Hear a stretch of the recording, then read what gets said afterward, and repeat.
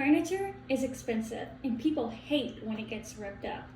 Now, imagine if somebody cut off your fingers and your toes because you accidentally scratched their couch up. Many cat owners don't fully understand the repercussions of declawing their cats. And I'm a cat owner myself and was curious. Hi.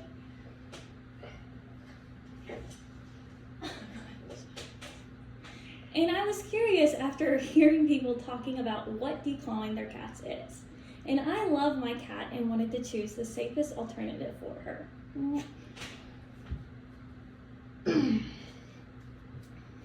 Declawing is an inhumane practice that causes pain and lasting harm to cats, despite there being safer and more responsible alternatives.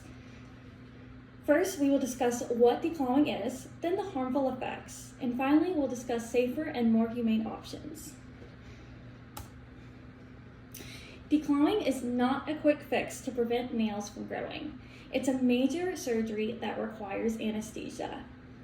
Doctors explain that the last bone in each toe is removed, and cats have 18 toes, so that's like 18 tiny little amputations, as you see in this photo. This is what's left.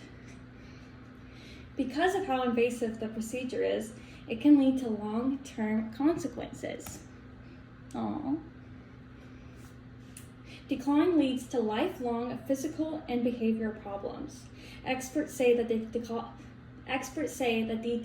declawing procedure can cause complications like chronic pain, phantom limb, and even death.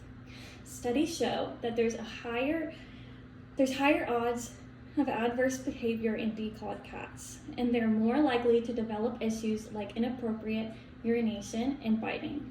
So it's kind of doing the opposite of what you want. And since risks are so serious, it's important to recognize that there are safer and better options available. There are safer and more humane options to declawing cats. Experts recommend training and not declawing surgery.